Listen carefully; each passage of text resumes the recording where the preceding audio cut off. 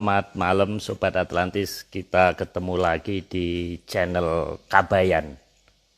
Kali ini kita akan membahas tentang bintang. Makanya saya memakai topi yang bertema bintang. Ini Batak Mandailing. Di belakang saya juga temanya seperti bintang.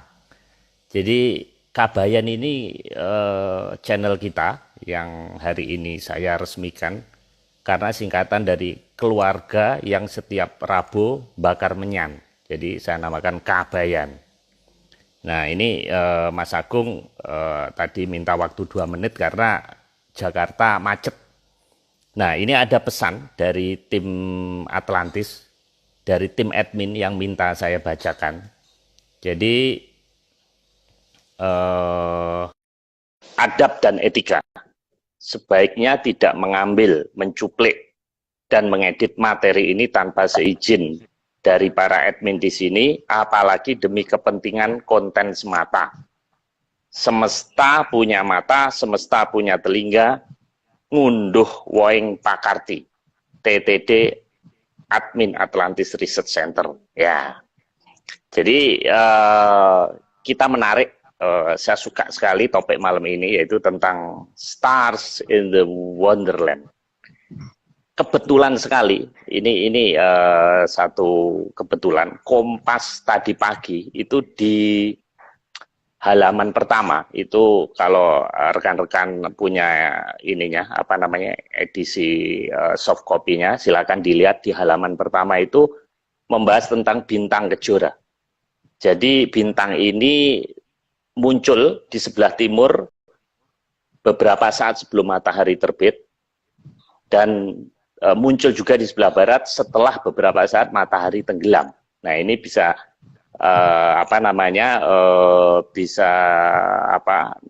dinamakan kalau di Jawa itu lintang panjer esok dan lintang panjer sore. Tapi ini versi bule, di mana ini tidak laku di versi kita. Mas Agung punya versi sendiri. Nah, ini saya perlu ulas sedikit karena ini lagi trending. Jadi di majalah luar negeri, di majalah astronomi yang bernama Nature Astronomy itu tanggal 14 September diulas juga bahwa planet ini aneh. Ini planet Venus ini panas, derajatnya sampai 464 derajat Celcius, di mana tekanannya adalah 90 kali permukaan bumi. Namun anehnya di ketinggian 50-60 kilo di atas permukaannya itu suhunya sekitar 20 sampai 30 derajat. Nah, ini yang selama ini Venus dianggap tidak bisa dihuni, ini ada kemungkinan bisa dihuni karena ada senyawa kimia, ada lapisan yang namanya fosfin. Fosfin ini adalah terdiri dari 1 fosfor dan 3 atom hidrogen. Di mana ini aneh, karena fosfin ini biasanya dihasilkan dari usus hewan, penguin, atau proses abiotik seperti vulkanik, kemudian kilat, ada meteor. Nah, ini diduga di atmosfer Venus itu ada kehidupan, berarti ada satu mikroba. Nah, berarti kenapa saya ceritakan? Karena saya sebenarnya pengen memberikan motivasi ke rekan-rekan yang sekarang lagi stres, nggak bisa bayar cicilan rumah atau cicilan mobil. Itu nanti kita bisa hidup di reinkarnasi. Jadi kalau rumahnya cuma tipe 21 gitu nggak usah terlalu sedih ya. Karena ternyata Venus ini kemungkinan nanti bisa kita hidup di sana. Nah, karena ada teman di Bali barusan curhat, Bali itu pariwisatanya mati, sehingga dia harus hanya kuat mencicil bunganya aja. Bahkan mobilnya masih cicilan 3 tahun dipakai untuk jualan ini sayur-sayuran. Jadi lucu, bayar bunga, pokoknya nggak berkurang, mobilnya terdepresiasi, jadi dia seperti bayar sewa mobilnya sendiri, gitu. Jadi ini memang lucu ini. Jadi nggak usah berkecil hati. Ternyata Venus menurut jurnal ini di masa depan itu nanti bisa dihuni. Dan saya juga punya buku tentang astronomi. Ini bayangkan gedenya seperti ini bukunya. Ini beratnya hampir apa namanya 3 kilo. Ini jadi saya beri di ICE. Ini tentang astronomi juga ini. Nah ini Mas Agung ini luar biasa. Jadi malam ini Wonderland mengangkat apa namanya bintang di langit kok yo pas gitu di Kompasnya juga membahas itu. Nah, Mas Agung sudah bergabung ya. Malam ini ada 21 slide, tapi saya rasa nggak mungkin. Jadi kita santai aja Mas Agung. Kalau memang topik ini tidak selesai, itu dilanjutkan di minggu depan nggak apa-apa. Karena kan setelah ini kita bicara Mandala Darat, Mas ya. Mandala Darat, Mandala Laut, Mandala Udara, dan Mandala Angkasa. Bayangkan, sudah 4 topik sudah kita persiapkan tentang angkasa. Nah, ini luar biasa. Jadi teman-teman penggemar Atlantis ini apa namanya, beberapa WA saya ini tidak menyangka ternyata Atlantis dipikirnya hanya di Pulau Jawa, ternyata sampai luar angkasa. Nah, ini gimana ini ceritanya Mas Agung? Kita segera kita mulai aja, ini penasaran ini rekan-rekan. Ini oh ya Mas, satu lagi, tolong dijawab 2 menit saja. Jadi kemarin kita bahas tentang Wonderland. Ini ada teman yang tanya ke kita, Wonderland itu adalah Dwarawati, seperti di pewayangan. Itu benar nggak Mas? Mohon diulas sedikit.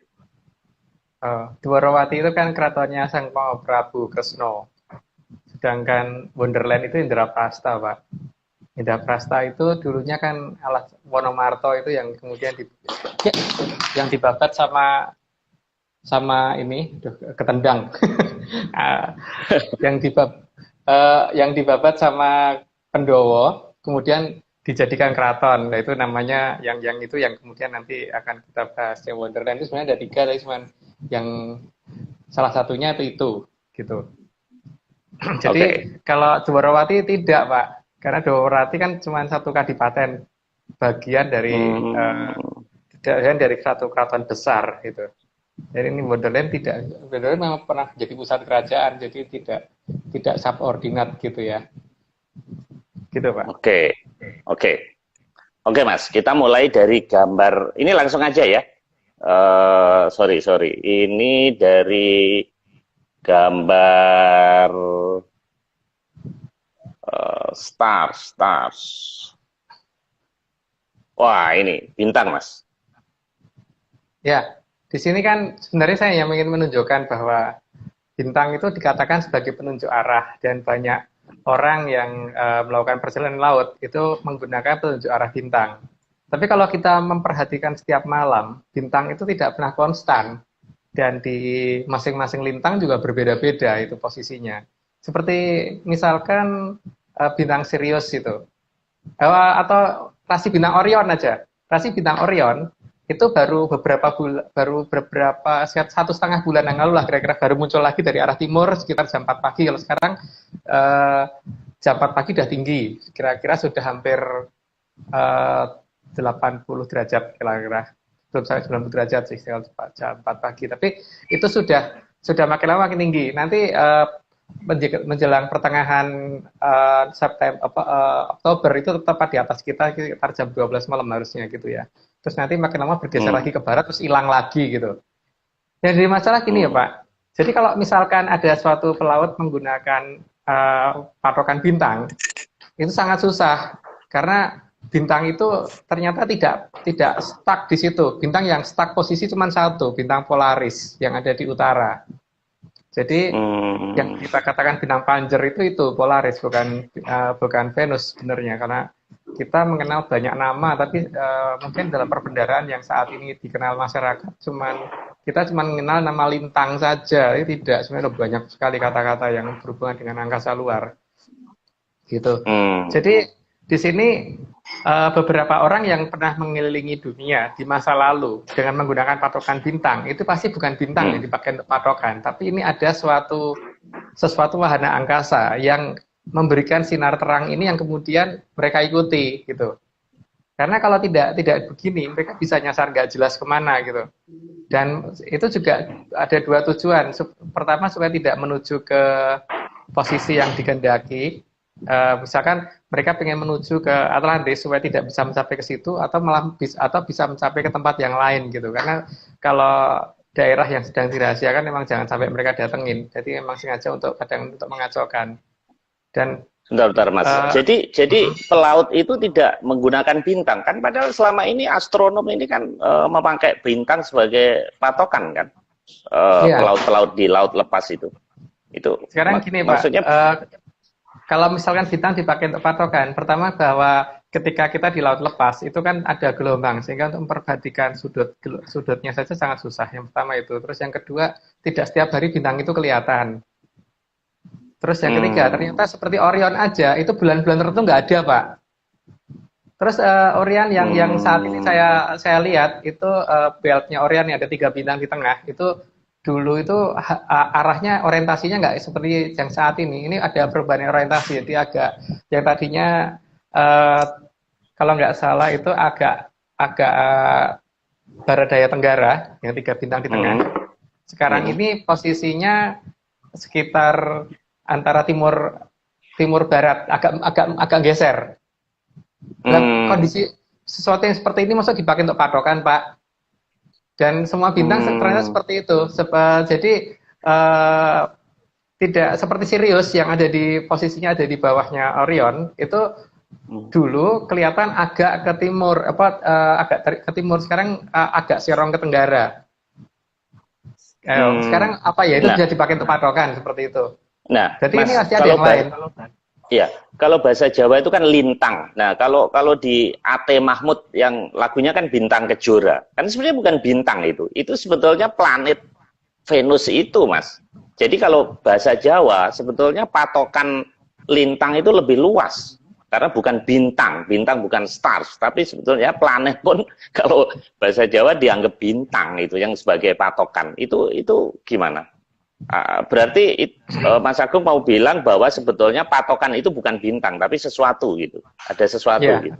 Iya, ada sesuatu yang dikira bintang, dan itu memang mengarahkan mereka untuk menjauh dari lokasi yang seharusnya mereka cari gitu, karena memang ini lokasi ini tidak mau mereka datangin. Karena kalau sesuatu yang betul-betul stuck di posisi tetap, itu adanya di utara, Pak. Cuman Polaris yang tidak pernah berpindah. Tapi bintang yang lain itu pindah terus. Dan tiap bulan tidak sama. Bahkan sekarang kalau misalkan planet dianggap sebagai bintang, Venus itu di sebelum Desember kemarin ya, kalau nggak salah masih ada di sebelah barat. Itu pada saat matahari terbenam baru kelihatan. Saat ini Venus kelihatan di saat pagi, dan jam 4 pagi itu sudutnya sudah kira-kira antara 30 derajat. Kita melihat ke timur dengan elevasi 30 derajat kelihatan. Sekitar segitu ya, saya tidak ngitung secara tepat, tapi sekitar segitu. Begitu juga dengan planet-planet yang lain seperti Jupiter, itu dulu jam 10 malam itu masih kelihatan di arah timur, sekitar ya arah timur agak tenggara dikit gitu. Agak timur ke selatan ya, agak tenggara ya. Itu masih cukup pendek lah, masih sekitar 20-30 derajat gitu. Sekarang ini jam 10 malam itu kira-kira sudah hampir di atas kepala, Pak. Gitu. Jadi apa ya kayak gini bisa dipakai untuk patokan gitu loh. Jadi patokan menggunakan laju bintang itu tidak bisa, kecuali kalau ada yang bergerak seolah-olah seperti bintang padahal dia tidak bintang gitu. Jadi dia sengaja stuck di posisi itu supaya diikuti pelaut gitu. Wah, ini baru teori ini. Ini baru saya baru dengar seperti ini. Nah, ini ras ya. Ini rasi bintang Rasi. nih, Mas ya. Ya, rasi ya? bintang. Nah, itu tadi yang saya katakan, Pak, bahwa rasi bintang itu ternyata tiap bulan berubah, dan bahkan orientasinya pun pindah gitu loh, geser, bukan hanya geser, tapi muter juga gitu. Jadi tidak stuck pada posisi itu gitu.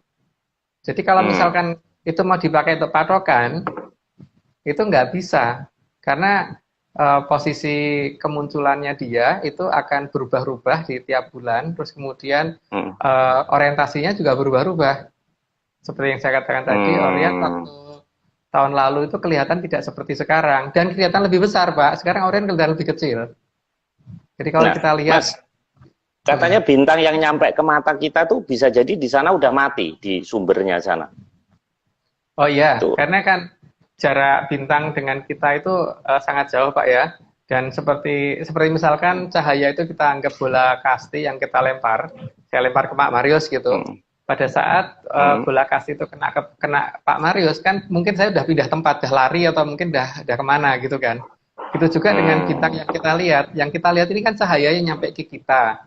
Kalau jarak kita dengan dia sekitar misalkan kayak kalau dalam sastra pedalangan itu kan disebut kayangan suduk pangudal-udal. Itu posisinya seharusnya ada di kaki salah satu bintang di Orion yang warna merah.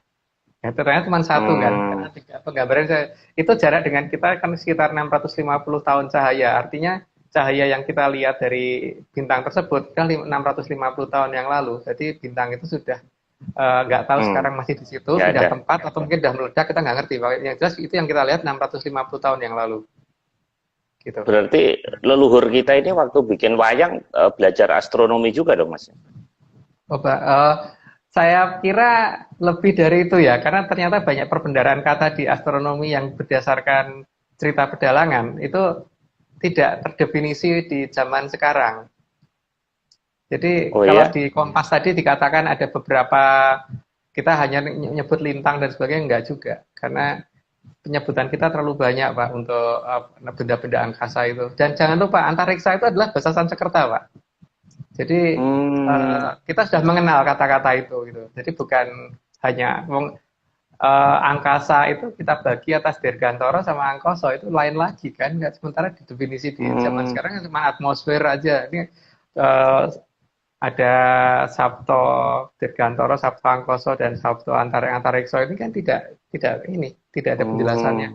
Tidak ada. Oh, wah ini menarik juga ini. Baru tahu ya di wayang ada. Ini mungkin nanti perlu dibahas lebih detail, Mas ya, pewayangan itu. Nah, iya. ini apa, Mas, ini, Mas? Itu kan beberapa contoh benda-benda yang dikatakan itu ada di relief di Borobudur.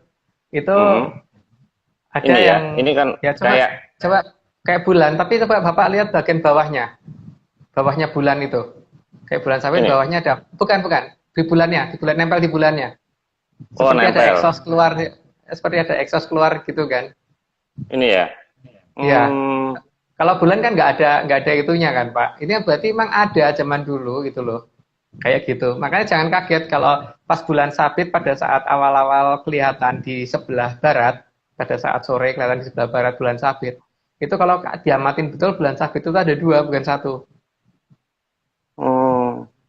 Gitu. Oh, jadi lebih dari 1 gitu, Mas, bulannya, Mas? Iya, kelihatan double. Jadi oh, kalau ini ya, ini yang bagian bawah ini ya? Ya, ada bagian bawahnya. Ya, dan itu sudah digambarkan di Borobudur gitu. Dan itu mulai kelihatan sebenarnya mulai tanggal 27 September ya, 2017 yang lalu. Jadi start awalnya di 2017. Ini seperti kayak bulat-bulat kecil nih, kayak keneker nih, kayak planet ya ini. Terus ini kayak matahari ya. Ini yang besar ini. Bukan. Yaitu jenis-jenis suatu wahana angkasa yang kemudian akan digunakan untuk memberi petunjuk. Jadi yang seolah-olah diikuti oleh pelaut itu yang itu. Kan kadang-kadang satu nongol, yang lainnya masih belum kelihatan gitu. Jadi kalau di Borobudur di level yang mana, Mas? Kan ada tiga lapis itu. Kalau nggak salah di yang naik kalau nggak ke 1, ke 2 lupa saya. Tapi kalau ke sana ya ketemu, tapi lupa. Jadi masih ke duniawian ya, masih belum spiritualis ya, belum ke atas ya, masih di tingkatan ini. Ini jadi maksudnya apa Mas ini Borobudur, pembuat Borobudur ini jadi juga belajar tentang rasi bintang juga gitu. Apa yang ya, artinya di sini? Bukan masalah rasi bintang, berarti memang ada petunjuk bahwa akan ada bintang-bintang yang sebetulnya itu bukan bintang, yang akan memberi petunjuk ke pelayaran supaya mereka menjauhi dari Atlantis. Sudah digambarkan di Borobudur. Gitu. Supaya menjauhi. Nah, kita malah sekarang mencari nih Mas malam ini, malah mencari Atlantis nih. Ini ya jadi gimana? Ya memang kita memang mencari Pak, karena kan ini sudah mendekati masa di mana seharusnya Indra Prasta dibuka kan, seperti kasus Babat Wonomarto itu ketika akan dibuka ya memang harus segera terbuka gitu. Jadi memang ya petunjuk sedikit demi sedikit mulai diberikan sedikit demi sedikit. Ya beruntungnya saya mungkin yang salah satu yang mendapatkan petunjuk itu gitu.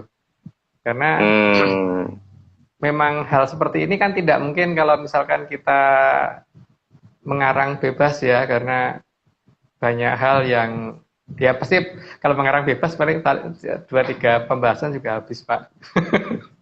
Gitu. Tapi kalau berdasarkan pemberitahuan dari sana ya akan terus ada data itu. Nah berikutnya ini apa Mas nih? Kok ada benda misterius di Borobudur ini? Ya, di situ terlihat ada 2 hewan, gajah dan satunya itu entah kuda entah anjing, itu seperti takut terbang. Apa takut karena ada benda terbang di belakang kiri atasnya itu. Oh, jadi, ini ya, ada ini ya. Iya, iya. Kan itu melayang Pak posisinya, tidak ada yang nyangga. Ya itulah benda yang kemudian diikuti oleh Columbus dan sebagainya sehingga mereka sampai ke benua Amerika dan sebagainya gitu. Oh, nah kalau penjelasan resmi dari astronom kita apa Mas ini? Versi yang dikeluarkan pemerintah apa Mas? Saya belum Atau mungkin nggak ada yang tertarik ya, cuman Mas Agung yang tertarik mungkin. Kayaknya begitu, tapi saya tidak menemukan penjelasan dari mereka apa. Tapi yang jelas kalau saya sudah nulis dari tahun 2000 berapa 10 atau 2011 yang lalu itu untuk menjelaskan masalah itu aneh bagi kita gitu loh. Jadi ada banyak misteri yang sebetulnya kita salah nangkep Mas ya, atau cara membacanya Mas yang salah, tidak pakai menyan itu tadi. Saya tidak menyatakan saya pasti benar Pak, tapi coba diperhatikan lebih detail lagi apakah saya salah. Yang penting gitu kan, bahwa di situ ada suatu benda yang melayang, tidak disangga loh. Benda yang melayang dan bentuknya seperti itu tuh apa? Kalau orang Barat kan mengatakan unidentified flying object gitu kan. Tapi kalau kita kan tidak, kita menyatakan itu adalah benda melayang yang sudah pasti teridentifikasi gitu. Iya, identified flying object gitu. Dan ini kenapa, padahal kan gajah ini diibaratkan hewan yang kuat, perkasa, kok bisa sampai lari pontang-panting, ini berarti benda ini membawa sial atau membawa manfaat ini? Mungkin bukan begitu Pak, mungkin hewan tersebut berada di tempat dekat tempat mendaratnya benda tersebut gitu loh. Hewan tersebut berada di atau mungkin pas benda itu mau lewat, nah hewan kan takut. Ya seperti ini aja, kalau misalnya ada helikopter lewat gitu, gajah pasti lari kan Pak. Jadi seperti itu kan. Yang Nah itulah yang dijadikan petunjuk untuk navigasi zaman dulu sebenarnya. Jadi bukan bintang yang saat ini. Karena kalau bintang saat ini jelas berubah terus posisinya. Kalau posisinya berubah terus gimana mungkin bisa untuk patokan gitu. Oke Mas. Nah ini apa? Oh ini geber nih ya. Ya wayang. Itu tentang cerita wayang. Dalam cerita wayang itu ketika didalangkan ada selalu akan ada cahaya dari belakangnya itu kan Pak. Ada sumber cahaya dari belakangnya sehingga bayangannya itu kelihatan gitu. Nah, itu menunjukkan bahwa ini akan ada cahaya di belakang layar. Inilah yang akan memberikan petunjuk sehingga kita bisa menuju ke suatu tempat. Dan menuju ke suatu tempat itu bisa tempat yang dimaksud atau tempat yang tergantung mereka sih. Mereka menginginkan kita datang apa tidak. Kalau mereka menginginkan kita datang, yaitu cahaya itu akan menuju ke posisi mereka. Tapi kalau mereka tidak menginginkan kita datang, ya cahaya itu akan menuju ke posisi lain. Gitu. Ini penafsiran pedalangan yang luar metafisis. Ini harusnya ini Mas apa namanya? Dibahas lebih detail lagi. Nah, ini belencong Mas ya kalau ini. Ya, bencong Ya. itu kan nama ininya, apa namanya, sumber cahayanya yang dipakai oleh si dalang. Kurang mundur, Pak. Oke. Ya, Ya. nah Ini. gitu. Ya, oke, cukup kelihatan. Ya. Nah, sumber cahayanya itu kan menunjukkan sumber cahaya yang seharusnya bukan sumber cahaya yang permanen. Di situ dari api kan, apinya itu seperti ada sumbunya ke dalam, nanti ada minyak di dalamnya gitu. Jadi pada Hmm. saat, jadi kan itu bisa dinyalain, bisa dimatiin gitu loh artinya. Jadi kalau kalau itu bintang kan Hmm. bukan gitu. Jadi ini ada sesuatu yang memang berasal dari daerah yang tidak kita kenal dan itulah yang memberi petunjuk. Kalau kita diizinkan masuk ya itu pasti akan kelihatan gitu penunjuk arahnya itu. Hmm. Gitu Pak. Jadi di Nah, sini kita harus bisa bedain di situ. Sebenarnya bintang ini menuju kemana, menuju ke arah Atlantis atau bukan, itu kita juga harus mulai mengerti. Untuk mengerti itu berarti kita juga harus ngerti, minimal kita harus curiga dulu dengan posisi yang kita maksud. Misalkan posisinya kita yakin di selatan Jawa, ya jangan sampai kita ke bawah ke barat gitu kan Pak. Kalau hmm. bintang itu Nah, menuju ke barat ya. Atlantis sendiri ini sebenarnya ada di bumi atau di luar angkasa, Mas? Jadi kalau kita perhatiin itu sebetulnya di bumi. Cuman masalahnya Hmm. kan daerah kekuasaannya tuh luas. Sebenarnya itu masih akan kita jelaskan di Hmm. nanti ya, yang di bagian urutan dari mandala itu nanti akan kita jelaskan. Mandala itu 5 loh Pak, bukan 4 loh. Kita yang Oh gitu. mulai dari, iya, jadi ada banyak yang kita persiapkan juga. Waduh. Oke. Kalau gitu kita selesaikan aja. Ini baru ketujuh ini. Ini dupa, Mas. Ya, dupa ini Ya. kita gunakan untuk membedakan kalau saya. Jadi cahaya dari bintang itu akan kelihatan. Oh ini sebenarnya eh, mengarah ke tujuan kita apa tidak gitu. Tapi ini versi saya, karena dengan begitu kita bisa bertanya kepada yang bisa kita tanya. Masalahnya kan di sini seperti halnya pada wayang tadi, wayang kulit tadi, yang kita lihat kan bayangan si wayang. Nah, bayangan si wayang itu bisa kelihatan digeber warna putih.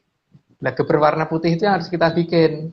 Dan geber warna putih itu adalah geber dari asap, tapi asap tertentu saja, karena tidak semua asap akan uh, bisa kita pakai untuk membedakan cahaya dari sana. Jadi yang kita gunakan adalah asap dupa atau asap dari menyan. Tapi yang lebih pas kalau saya sih menyan. Karena saya orang Jawa. Hmm. Gitu. Itu menyanyi khusus atau sembarang menyan, Mas? Yang penting kalau dibakar bisa mengeluarkan asap putih, Pak. Oh ya. Kalau dan baunya khas seperti itu kan. Kalau Ya. menyanyi baunya beda ya enggak, Ya. bukan. Makanya tadi sebelum Mas Agung join kan tadi saya namakan malam ini malam Kabayan. Itu singkatan Komunitas Hari Rabu Membakar Menyan. Nah, kalau Kabayan Sabah Kota itu Sabahnya berarti searching and browsing Atlantis, Sabah. Nah, kotanya minggu depan nanti saya cari lagi, itu minggu depan aja. Nah, ini kita terusin. Ini apa ini? Ini kerucut menyan juga nih, Mas.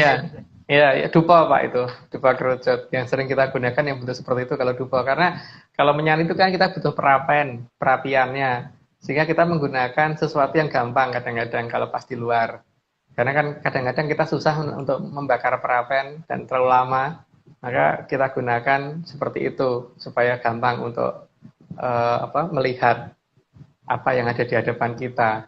Dan di sini nanti akan kelihatan bahwa ini dari golongan apa akan terlihat kalau misalkan kita sudah terbiasa ya.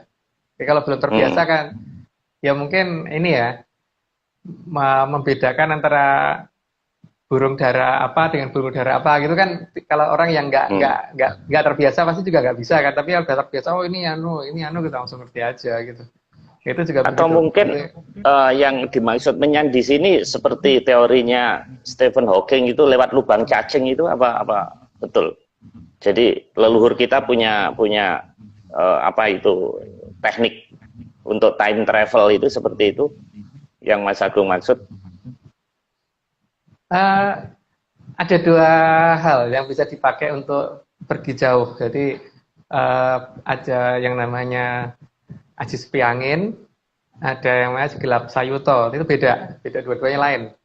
Cuman untuk menjelaskan detail. Wah, ini kayak Maisa Untuk Jenar aja nih Haji-Haji. Saya taunya gelap ngampar sama apa namanya itu, apa itu Haji-Hajinya Maisa Jenar itu lupa saya. Oh itu ya, ada beneran Mas ya, bukan hanya cerita-cerita ternyata itu. ya, karena untuk teman-teman yang pernah ikut jalan-jalan pasti pernah ngerasain itu. Tapi cuman masalahnya kan itu tidak setiap hari diizinkan untuk digunakan. Jadi paling Oh, tidak yang kalau pernah sekarang di yang pernah terjadi. Jakarta, kalau di Jakarta sekarang ini sepi angin bisa Mas, karena kosong. Jadi kalau naik mobil sepi bener, dan cuman angin doang itu bener itu sekarang. Gitu. Eh, jadi kembali lagi itu beneran ada ya, bukan hanya cerita komik ya itu ya. Ya kapan-kapan Pak jalan bareng yuk biar tahu. Gitu aja. Kalau Wah, cerita sekarang kan bingung. Terus ini sebenarnya ada dua posisi yang biasa bisa dipakai untuk buktikan ya. Dua mm, lokasi. Tapi sebenarnya empat lokasi. Teman satu lokasi kan satu pasang. Yang pertama itu di Gunung Sewakul sama Gunung apa tuh namanya Kendali Sodo. Jadi kalau ada pendaki Gunung Sewakul naik pendaki naik Gunung Sewakul kemudian hilang, itu tim SAR pasti sudah tahu nanti akan ditemukannya di Gunung Kendali Sodo. Begitu juga kalau ada pendaki oh, Gunung Kendali Sodo dan naik Gunung Kendali Sodo dan hilang, itu pasti akan ketemunya di Gunung Sewakul. Gitu. Sebenarnya ini bukan it, akan kita bahas sekarang, tapi itu salah oh, satu bukti sistem teleportasi yang ada gitu loh. Jadi kalau oh, dikatakan time travel dan sebagainya memang sudah ditemukan mm, nenek moyang kita dari kapan tahu gitu. Cuman masalahnya kan saat mm. ini semua menghilang. Ini semua menghilang Ini karena wak, in, logika ini itunya yang dihilangkan. Logika bagaimana hmm, mendapatkan itu yang dihilangkan. itu daerah Gitu. mana Mas? Wakul sama Kendali Sodo itu. Di timur Gunung Ungaran, Pak. Yang kedua ini Oh, antara Gunung Gede sama Gunung Putri. Jadi tetangga di sini ini pernah ada yang naik Gunung Gede waktu turun, mm, itu kan mm, beramai-ramai.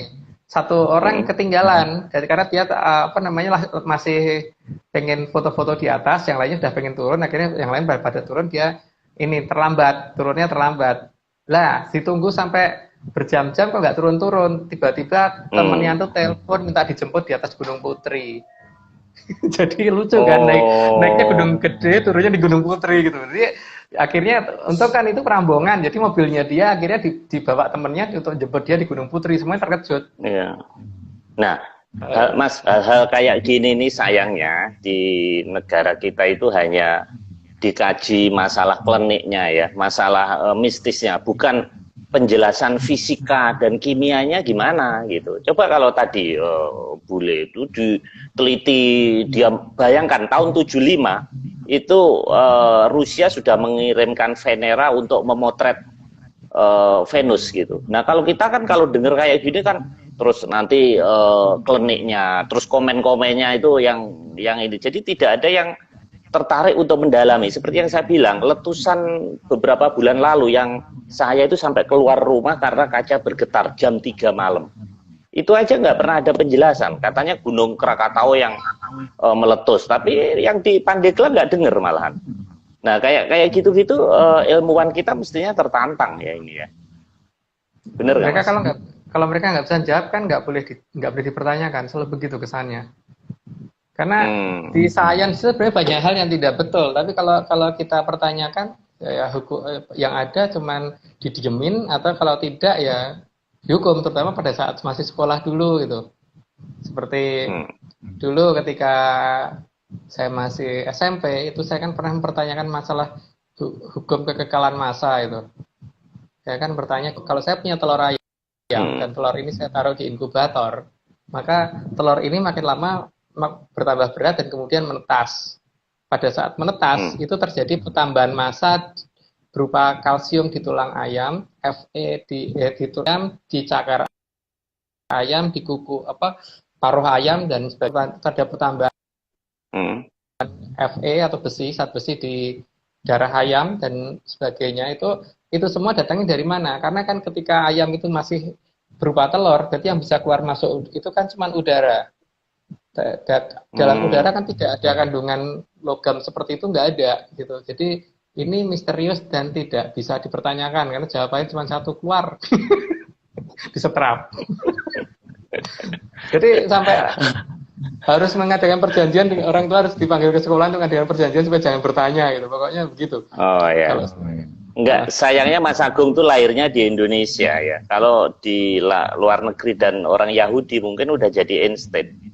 Jadi seperti kayak dulu yang Kopernikus itu ya, pusat katanya pusat ini apa namanya tata surya katanya bumi. Setelah ratusan tahun ternyata matahari gitu ya. Oke Mas, kita lanjutkan. Ini gunungan Mas. ya, agak mundur Pak, agak mundur lagi. Nah, dalam gunungan itu di bagian atas itu ada kelihatan seperti obor, seperti cahaya di atas. Itu yang agak mundur lagi Pak. Agak yang mundur. merah itu mundur. Ya, mundur nggak kelihatan. Nah itu. Terus ini kan gunungan ini dipakai untuk pertanda dibukanya suatu tempat. Jadi kalau bentuk seperti itu sudah mulai kelihatan, cahaya seperti itu sudah mulai kelihatan, berarti arah kita udah bener gitu kan, menuju ke sana. Ini juga, saya juga jelas ini juga penjelasan salah satunya dari Bapak Pleret Karyotikarso yang waktu itu sempat sebelum beliau meninggal memberitahu banyak tentang ini loh caranya gini tapi ya memang tidak mungkin semuanya dibuka. Dan itu salah satu nggak tahu mungkin temennya Pak Marius tuh Gusti Pembayon diberitahu apa tidak. Saya dulu sih dikasih tahu. Enggak, ini Mas, gunungan hubungannya dengan bintang apa ini tadi? Saya belum nangkep Itu ini apa tadi cahaya. Itu ada cahaya ada cahaya di atas, itu menunjukkan bahwa di bawahnya ada keraton. Iya, dan cahaya itu khusus bentuknya seperti itu, warnanya seperti itu gitu. Dan makanya dengan beberapa teman yang kita selalu mencari cahaya warna merah yang ada di atas, tapi itu bukan salah satu bintang, gitu loh Pak. Itu yang akan menunjukkan posisi keberadaan Keraton Kidul, gitu loh. Gitu. Kan, jadi antara bintang sama posisi Atlantis ini ada hubungannya. Mungkin kalau ada pesawat luar angkasa ini bisa langsung sebagai guidance gitu Mas, kayak runway gitu mungkin ya.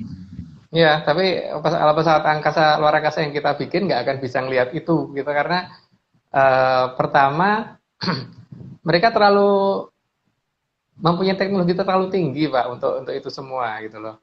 Sehingga tidak gampang dilihat. Mungkin suatu ketika Pak Maris tak tunjukin deh, tapi dengan via ginian harus di darat ya. Bagaimana kita menghindari pandangan orang. menghindari pandangan orang. Iya, jadi kitanya ada tapi orang nggak ngeh kalau kita ada di situ gitu kan. Itu penting kan satu ketika. Kalau sekarang sih masih belum. Wah, ini bagus nih. Sebelum orang mandi saya mau masuk dulu gitu. Ngumpet di bawah wastafel kalau gitu ini. Ya. Boleh itu juga nih ilmu ini. Itu saya gunakan salah satunya untuk memvideo di beberapa tempat sehingga saya punya beberapa bukti video yang akhirnya beberapa pihak yang ngeklaim temuan kita kan akhirnya nggak bisa terlalu lama bergerak karena data mereka kita punya semua. Karena mereka hanya bisa membatasi itu dengan tentara dan sebagainya, tapi mereka tidak bisa menghadang teman-teman kita masuk ke ruangan mereka. Gitu kan, Pak? Itu tidak perlu puasa 40 tahun, Mas. Enggak perlu. Enggak. Tidak ada hubungannya dengan puasa, Pak. Jadi hal-hal seperti ini sayangnya kan kita saat ini digeser itu adalah mistis gitu. Kalau kita memahami itu bukan mistis ya itu akan menjadi suatu hal yang sangat mudah. Tapi kan ketika ini adalah digeser ke arah mistis ya jadi seolah-olah sudah digeser ke mistis terus beberapa petunjuk untuk mendapatkan itu diganti dengan ajaran yang menjadi orang hanya jadi baik tapi nggak jadi sakti tadi kan Pak. Jadi semuanya jadi hilang karena itu gitu. Ini Mas Agung itu cocoknya jadi pelatih bola karena kan pakai kaos bola tuh. Nah itu ilmu itu kalau dipakai nggak kelihatan Ronaldo terus bola ditendang terus gol itu bisa kalau gitu. Ya. Tadinya saya berpikir begitu juga Pak. Tapi masalahnya kan sekarang begini. ketika orang mengerti rahasia ini, kemudian apakah dia hanya mau jadi pemain bola? Itu kan yang pertama itu. Oke, oke, Terus oke, siapa yang oke. bisa menjamin ini tidak dikuasai negara lain? Itu dulu. Iya, iya, iya. Karena kalau ini sampai dikuasai negara lain, kita teknologi udah kalah, Pak. Kalau menyanyi juga kalah juga kan repot. Iya, iya, iya. Saya ingat ini betul, ini ada filosofi. Jadi saya ingat waktu bapak saya bisa ngerogoh Sukmo itu. Jadi dia kalau ada bola, nonton bola itu dia udah tahu Mas yang menang yang mana. Nah, terus saya kenapa sih nggak pasang undian? Terus dia bilang gini, saya punya pisau terbuat dari emas. Masa saya pakai untuk nyabit rumput? Jadi pada saat tataran itu dia sudah tidak mau untuk kemenangan duniawi, Mas. Betul nggak itu? Mungkin istilahnya tidak tepat seperti itu, Pak. Mungkin gini ya, lebih tepat ya. Kalau misalkan di depan kita ada jangkrik, sedangkan kita punya senjatanya gitu. Ya kita hantam dengan rudal. Karena kita nggak punya yang lebih kecil, gitu loh, Pak. Itu Ya, ya, masalahnya. ya, ya. Atau mungkin minimalnya kita punyanya bom napalm, maksimalnya nuklir gitu. Terus ini ada nyamuk di depan kita gitu. Kita mau nembak pakai apa? Ya mending pakai tangan Ya, dicablek gitu, bukan dengan cara seperti itu. ya, ya, ya, ya, ya, oke Mas. Nggak Cuman jadi mungkin pelatih bola deh penjelasan kalau gitu. Nggak jadi. Udah jadi peneliti Atlantis saja.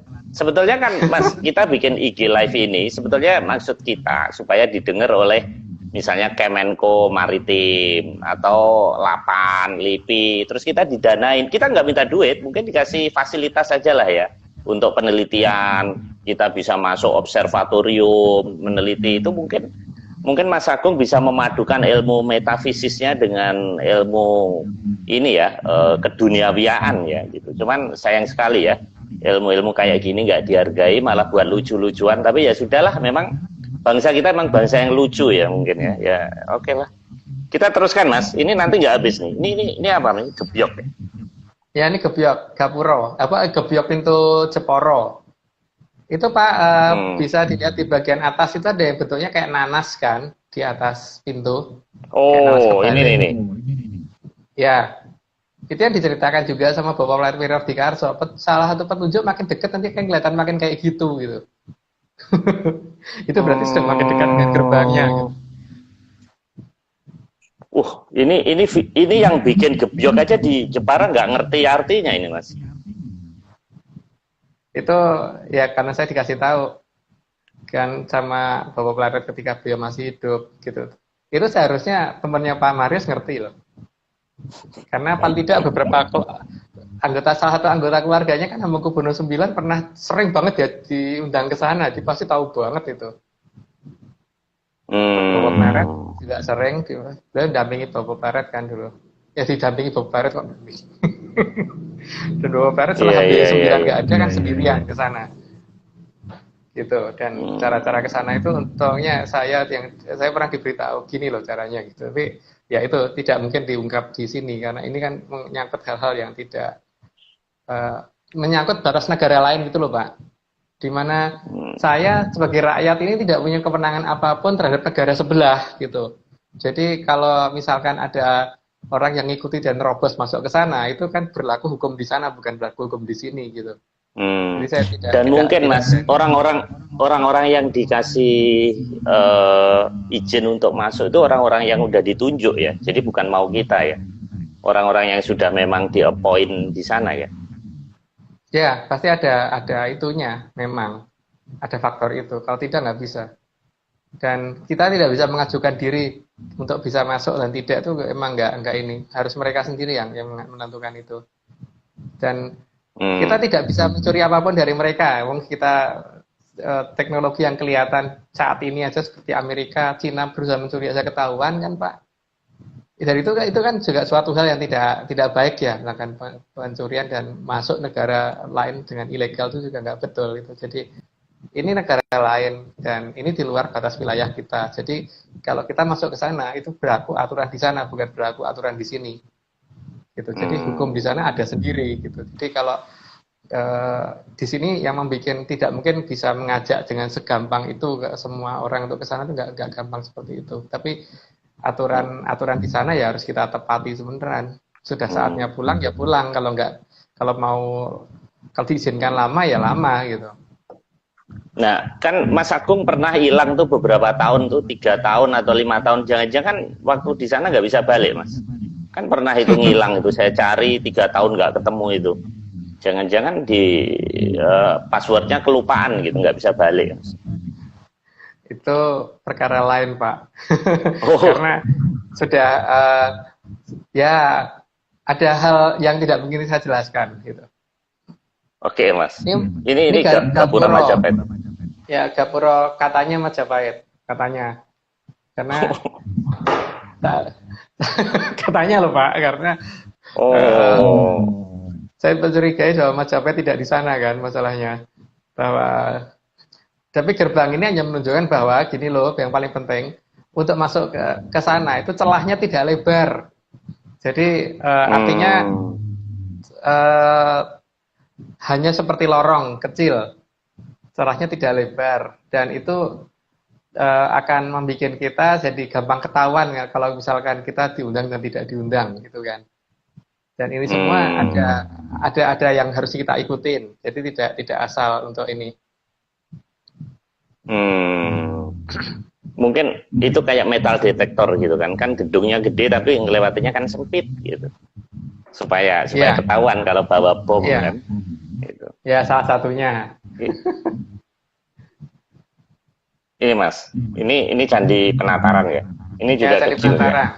Ya, cuma kecil. Tapi pada dasarnya selalu menunjukkan pintu yang kecil. Soalnya Candi Penataran itu lebih jelas karena apa? Di atasnya itu ada seperti susunan sap gitu kan. Itu coba agak turun dikit, Pak. Oke. Biar kelihatan bagian atasnya Mas. Aja. Biar kelihatan bagian atasnya. Bagian atasnya bagian bawahnya. Nah, sini. Nah, lebih ke atas lagi.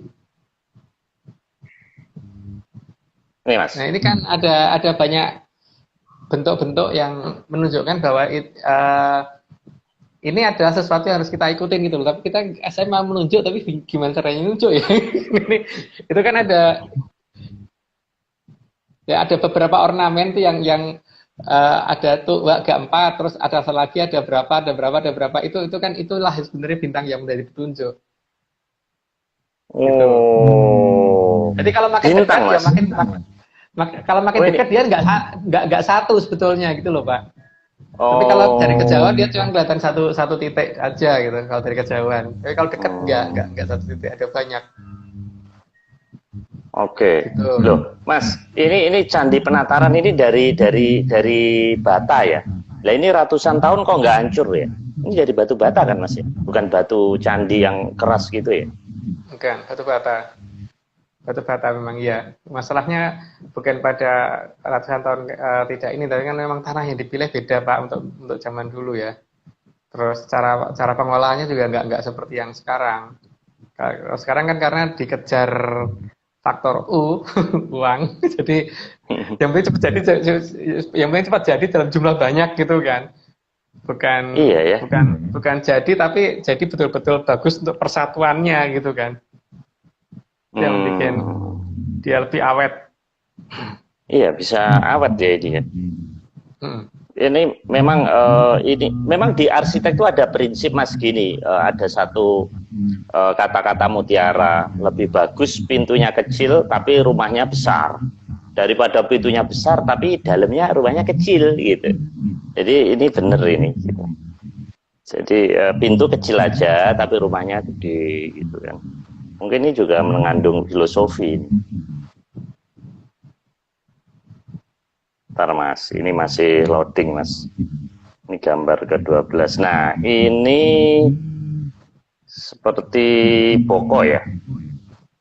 Istana. Ya Mas. Ya. Coba didekatkan lagi Pak. Diperbesar bisa nggak gambarnya? Oke. Sebelah mana Mas? Nah, kanan kirinya itu kan di atasnya itu ada ini kan. Yang ini ya? bentuknya kayak stupa itu ini kan ya? Kayak ada 2 jari gini kan. jadinya di kanan kiri. Oh. Itu kan kayak mercusuarnya posisi sana gitu, untuk menuju ke sana ini loh patokannya gitu loh. Ini ya, yang kayak ini ya. Ya, ya. Oke. Jadi maksudnya Prabu Boko sendiri juga seorang penduduk Atlantis atau gimana, Mas? Bukan. Karena saya mencurigai itu bukan Candi Boko ya Pak, malahan. Karena gini ya, kan ada cerita tentang Prabu Boko yang katanya suka makan manusia. Dan kemudian waktu itu ada salah satu satria, itu Prabu Bandung Bondowoso atau kadang terkenal dengan nama Aji Soko, itu mengajukan diri jadikan korban, tapi dia minta tanah sebesar ikat kepala. Dan ketika ikat kepala itu digelar melebar, maka kemudian sampai ke pinggir suatu sungai besar dan kemudian dikipatin gitu sehingga Prabu Boko jatuh ke sungai tersebut terus berubah jadi buaya putih. Nah, di sini coba perhatiin Pak, bahwa kemudian si Prabu Bandung Bondowoso ini karena ternyata suka dengan anaknya si putrinya si Prabu Boko, si Roro Jonggrang, maka pada saat melamar si Roro Jonggrang kan kemudian buaya putih tadi dibawa untuk ke hadapan si Roro Jonggrang. Coba perhatikan cara pernikahan di daerah dekatnya Pak Mario. Saya tidak menyebutkan nama wilayahnya ya, dekatnya Pak Mario. Kalau misalkan ada suatu daerah yang kalau tradisi pernikahannya tuh unik, dimulai dengan adu pantun, adu debat, adu jawara, setelah itu penyerahan roti buaya. Dan itu sangat mirip dengan legenda tersebut, dan ini tidak diikuti di Jogja. Kalau Candi Boko itu adalah Candi Boko, maka harusnya tradisi itu adanya di Jogja kan Pak? Itu seharusnya bukan Candi Boko versi saya, karena saya sama Bapak Leret waktu neges di sana jelas itu bukan Candi Boko, candi yang lain. Nah Mas, Candi Boko tuh kalau kita lihat kan berantakan seperti itu ya, kenapa nggak disusun lagi seperti kayak Borobudur itu? Kan dulu kan katanya berantakan waktu ditemukan Raffles tuh, terus Presiden Soeharto tahun berapa gitu kan renovasi besar-besaran. Tapi Candi Boko ini kenapa kok seperti dibiarkan begitu, padahal itu kan komplek luas ya. Saya juga ke sana sih. Cuman kalau ke sana saya cuma selfie aja gitu. Itu ada pemandiannya ya kan, ada pemandian terus ya di tempat itu gitu. Tapi kok kayak nggak ada upaya untuk rekonstruksi. Kan pertama mestinya panggil dulu orang seperti Mas Agung itu. Susunan arsiteknya seperti apa. Nah, setelah penerawangannya ketahuan, baru nanti batu-batu ini diidentifikasi. Mas, sekarang pakai program bisa difotoin kan? Itu nanti komputer yang akan nyari sendiri nanti. Cek gitu bisa. Itu kenapa Mas? Enggak pemerintah kok enggak begitu kira-kira? Ya, itu jadi ditanyakannya ke pemerintah Pak ya, bukan ke saya. Kalau saya pengennya itu direnovasi memang. Yang pertama itu. Yang kedua ini sebenarnya malah bagus untuk temennya Pak Mario. Sekarang ini ada cerita yang lain tentang candi tersebut gitu kan. Bahwa ini pasti bukan Candi Boko. Wah, tapi pembicaranya sesi lain. Harus private sekali ya, karena di sini ada sejarah yang salah di wilayah sana. Gitu. Dan nanti saya akan buktikan banyak hal tentang wilayah sekitar situ dan sekitarnya itu dengan adanya apa gitu. Dengan beberapa nama desa di sana akan menunjukkan bahwa ini bukan Candi Boko gitu. Dan Prambanan itu juga bukan Candi Sewu, tapi ada sesuatu yang lain yang lain dari cerita negara ini yang harusnya kita ungkap lagi gitu. Waduh. Dan memang Mas ya, kalau kita lihat nih ya, saya bandingkan ini, kalau saya ke Pompei, saya 3 tahun lalu kan ke Pompei, ke Italia Selatan, itu dari Itali ke ke Napoli, terus kemudian lewat Gunung Vesuvius. Itu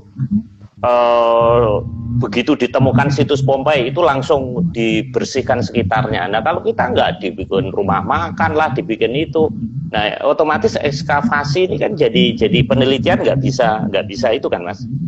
Ya, Jadi harusnya itu memang harus di ya piramid lalapan aja malah dilarang loh Pak, bukan digali, malah dilarang. Dengan teori ya, dilarangnya bahwa itu secara teoris nggak ada, itu mereka tidak membuktikan dengan penggalian.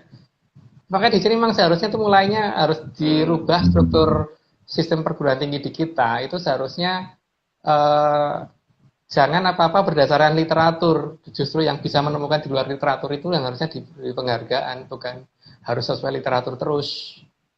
Dan tidak setiap saat literatur itu harus dijadikan patokan gitu loh Pak. Tuh, jadi iya. ini kalau lakukan dibuka pasti lebih heboh daripada itu semua. Itu jelas itu piramid besar. Ya tidak terlalu besar sih, cuma 300 meter, tapi paling tidak Mesir aja cuma separuhnya, separuh kurang. Karena masih ada yang di atas itu, di atas lalapan masih banyak. 600 meter ke atas itu banyak. Ini ada teman kita yang bilang malah bikin ngeluh sirah itu. Memang, tapi ini menarik ya. Kita kalau ke Australia misalnya ya, atau ke Amerika pun gitu. Saya pernah Mas ke Nevada terbang. Itu dari Las Vegas pakai chopper. Itu ya cuman padang pasir gitu ya. Tapi kalau negara kita ini kaya sekali sebenarnya ya. Kaya akan misteri gitu. Tapi kok ngungkapinya kok kayak ogah-ogahan gitu. Kenapa nggak kerjasama? Kan dulu Mas Agung saya dengar ngundang geologis dari Bosnia datang ke Indonesia, itu gimana? Kenapa kan nggak kita kerjasama aja? Dari Yunani dan yang datang dari Yunani itu 14 base, tapi disuruh putar balik. Problemnya kan itu Pak, tidak mau dibuktikan bahwa negara kita pernah besar. Itu dulu yang jadi masalah. Kalau saya sih pengennya itu dibuka, tapi kan pemerintah nggak mau itu dibuka. Terus gimana? Yang punya wewenang pemerintah bukan saya. Gimana? Saya kan cuman hanya bisa memberitahu bahwa di sini ada sesuatu. Kalau pemerintah nggak punya dana, kita akan buka dengan cara kita. Pasti ada yang bantu kita nanti, tapi jangan dilarang. Yang penting itu dulu. Kita butuh punya Mas, punya. Pemulihan ekonomi nasional tuh triliunan Mas, baru berapa persen aja, baru 30% yang disalurkan. Nah ini mestinya di masa COVID ini kita bisa ngasih kerjaan geologis untuk gali itu kan sebenarnya kan. Enggak, kan itu kan juga satu proyek proyek strategis nasional kan gitu. Ya, tapi dengan syarat satu Pak ya, kalau terbukti bahwa beberapa penelitian lama tentang geologi jadi salah semua, itu jangan pada heboh ya. Karena nanti akan terbukti bahwa negara kita bukan the ring of fire. The ring of fire-firean itu iya, tapi bukan the ring of fire. Bahwa banyak gunung palsu di tempat kita, gitu. Gunung buatan, bukan gunung alamiah gitu. Nah, yang membuat siapa, Mas? Karena ada banyak bangunan yang ditimbun secara sengaja, jadi bukan alami kan, kalau bangunannya ditimbun supaya tidak ketahuan oleh kita pernah punya apa gitu loh. Karena pada saat 500 tahun ini memang harus ditinggalkan dulu. Mas, ini 21 nggak sampai. Ini tinggal 2 menit. Ini satu lagi deh, slide ini apa ini? Oh, itu Pak Menang, petilasan. Pak. Ya, petilasan Pak Menang. Ya, apa ini Mas, Pak Menang? Salah satu petilasannya Sri Haji Joyoboyo. Salah satu ya. Orang menyebut tempat pamuksannya Sri Haji Joyoboyo. Itu versi mereka, tapi saya enggak. Jadi ini di situ ini di Kediri Mas ini Mas. Di Kediri ya. Di dalamnya itu nanti ada batu yang dilobangin. Nah, itu sebagai tanda bahwa sebagai petunjuk bahwa setelah masuk gerbang itu, maka di dalam itu masih ada satu lubang lagi yang harus dimasukin, nah itu baru bisa masuk ke kerajaan yang kita maksud gitu loh. Itu yang bikin kan Bowo Pleret Wiro Dikarso dulu yang membuat itu. Di situ dulu kan terkenalnya tadinya makam Mbah Ageng ya, bukan makam Sri Haji Joyoboyo, tapi kemudian didefinisikan oleh beliau tempatnya Sri Haji Joyoboyo, terus banyak orang nganggap itu pamoksan gitu. Ya, tapi itu Ini sudah dianggap begitu ya sudah gitu kan. Tapi Mas, ini saya potong tinggal 20 detik. Ini kalau nggak saya stop kasus kayak yang lalu-lalu nggak bisa di-save. Jadi saya mohon maaf, keluarga Bakar Menyan tiap hari Rabu kita tutup sampai di sini. Ini masih ada 21, jadi ada masih 8 slide. Oke Mas, kita tutup Mas. Terima kasih. Sampai ketemu kembali.